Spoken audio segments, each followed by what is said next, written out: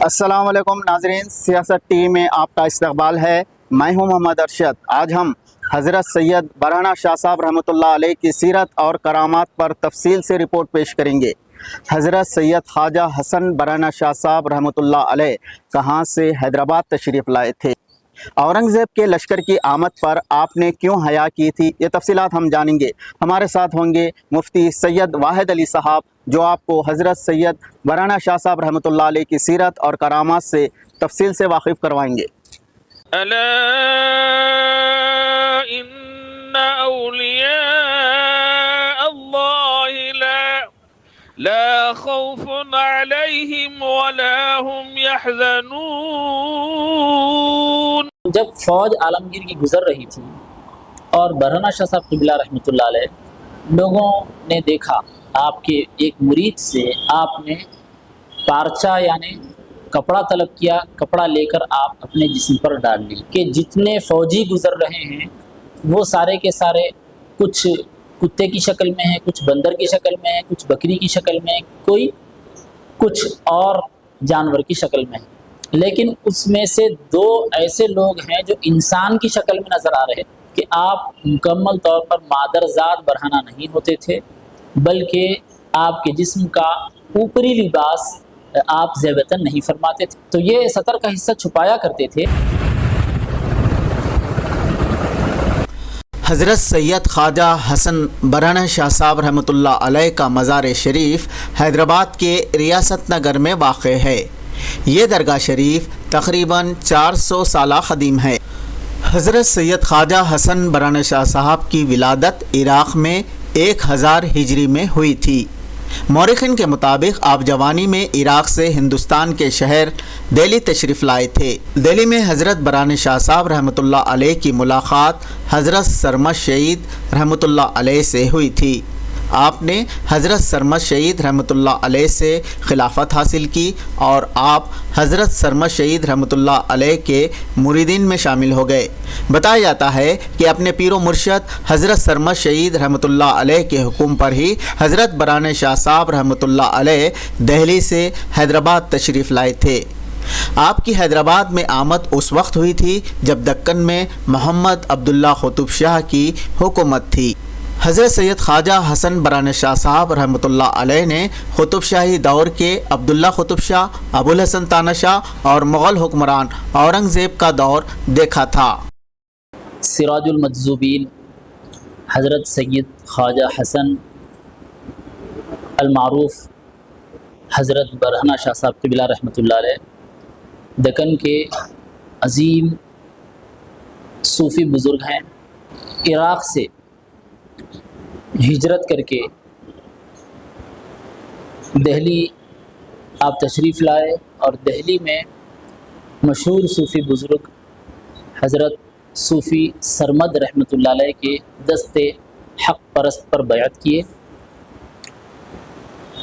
आपने वहाँ हज़रत से बैअत भी की और हज़रत से खिलाफत हासिल की। और ये ज़माना शाहजहाँ का आखिरी ज़माना था और आलमगीर औरंगज़ेब रहमतुल्लाह अलैह का इब्तदाई दौर था। जब आप हैदराबाद दक्कन तशरीफ़ लाए, हैदराबाद दक्कन में अब्दुल्ला कुतुब शाह वाली गोलकुंडा थे, गोलकुंडा के हुक्मरान थे और हैदराबाद के जिस हिस्से में आपका मज़ार पुरअनवार है वहाँ आप फ़रोकश हुए।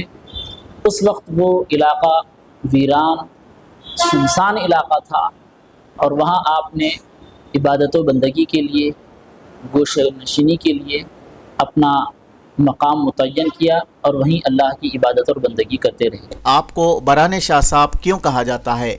आपके बरहना रहने की वजह क्या थी? आप अल्लाह के वलियों को देखते तो चादर ओढ़ लिया करते थे, जबकि गुनाहगार और बदअमल लोगों से बेपरवाह बरहना रहते थे और ऐसे लोग आपकी नज़र में जानवर नज़र आते थे।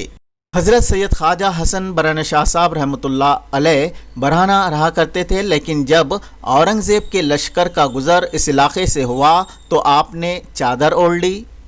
انہوں نے اس وقت چادر کیوں اوڑھی، اس کی وجہ بتائی گئی کہ اورنگزیب کے لشکر میں حضرات یوسفین، حضرت سید یوسف الدین اور حضرت شریف الدین رحمۃ اللہ علیہ موجود تھے، جنہیں دیکھ کر آپ نے حیا کی تھی۔ نام آپ کا جو برہنہ ہے اس کی وجہ اور اس سلسلے میں تفصیل سیرت کی کتابوں میں ملتی ہے کہ عالمگیر کے زمانے میں عالمگیر جب گولکنڈہ پر حملہ کرنے کے لیے یہاں آئے تو عالمگیر کی فوج میں جو فوجی تھے ان میں حضرت یوسف بابا شریف بابا رحمۃ اللہ علیہ بھی تھے۔ تو جب فوج عالمگیر کی گزر رہی تھی اور برہنہ شاہ صاحب قبلہ رحمۃ اللہ علیہ اپنے چادر کو اڑے ہوئے نہیں رہتے تھے، لوگوں نے دیکھا آپ کے ایک مرید سے آپ نے پارچہ یعنی کپڑا طلب کیا، کپڑا لے کر آپ اپنے جسم پر ڈال لی۔ کپڑا آپ نے جسم پر ڈالا اور اس کے بعد جب وہ فوج آگے بڑھ گئی تو آپ نے جسم سے کپڑا ہٹا لیا۔ تو اس سلسلے میں آپ کے وہ صاحب پارچہ مرید جنہوں نے کپڑا آپ کی خدمت میں پیش کیا تھا، انہوں نے پوچھا کہ حضرت آپ تو کپڑا اوڑھے نہیں تھے، لیکن ایسی کیا وجہ ہوئی کہ کچھ دیر کے لیے جب فوج گزر رہی تھی آپ نے کپڑا طلب فرمایا اور زیبتاً فرمایا؟ تو اس وقت حضرت برہنہ شاہ صاحب قبلہ رحمۃ اللہ علیہ نے یہ جواب دیا، جب عملی طور پر آپ نے یہ جواب دیا کہ اس مرید کو اپنے بغل کے قریب کر لیا اور حضرت کی قربت کی برکت سے اس مرید نے دیکھا کہ جتنے فوجی گزر رہے ہیں وہ سارے کے سارے کچھ کتے کی شکل میں ہیں، کچھ بندر کی شکل میں ہیں، کچھ بکری کی شکل میں ہیں، کوئی کچھ اور جانور کی شکل میں ہیں، لیکن اس میں سے دو ایسے لوگ ہیں جو انسان کی شکل میں نظر آ رہے تھے، اور وہ انسان کی شکل میں نظر آنے والے دو فوجی حضرت یوسف بابا اور حضرت شریف بابا یعنی حضرات یوسفین رحمۃ اللہ علیہما تھے کہ آپ مکمل طور پر مادرزاد برہنہ نہیں ہوتے تھے، بلکہ آپ کے جسم کا اوپری لباس آپ زیبتاً نہیں فرماتے تھے، تہبند استعمال فرماتے تھے، اور سطر کا جو حصہ ہے ناف سے لے کر گھٹنے تک کا حصہ یہ چھپانا ہر مسلمان پر واجب ہے، تو یہ سطر کا حصہ چھپایا کرتے تھے۔ حضرت سید خواجہ حسن برہنہ شاہ صاحب رحمۃ اللہ علیہ کی یوں تو کئی کرامتیں بیان کی جاتی ہیں، ان میں سے ہم دو کرامتوں کو بیان کر رہے ہیں۔ بتایا جاتا ہے کہ سلطان محمد عبداللہ قطب شاہ کے ایک وزیر کے ایک ملازم نے اولاد کے لیے حضرت برہنہ شاہ صاحب سے دعا کی درخواست کی تھی۔ حضرت برہنہ شاہ صاحب کی دعا سے عبداللہ قطب شاہ کے وزیر کا ایک ملازم صاحب اولاد ہوا تھا۔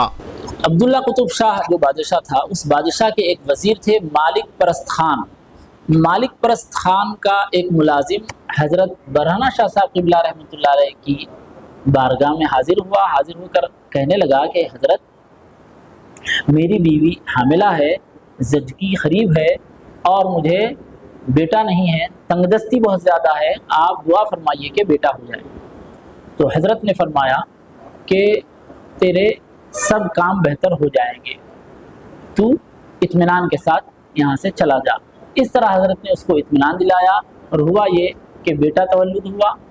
اور اس زمانے میں قدیم زمانے میں ہوتا یہ تھا کہ آنول کو کہیں دفن کر دیا کرتے تھے، تو آنول دفن کرنے کے لیے وہ آدمی جب گڑھا کھودنے لگا، زمین پر گڑھا کرنے لگا، تو وہاں سے سونا برآمد ہوا، خزانہ برآمد ہوا، جس کی وجہ سے وہ آدمی بڑا مالدار ہو گیا۔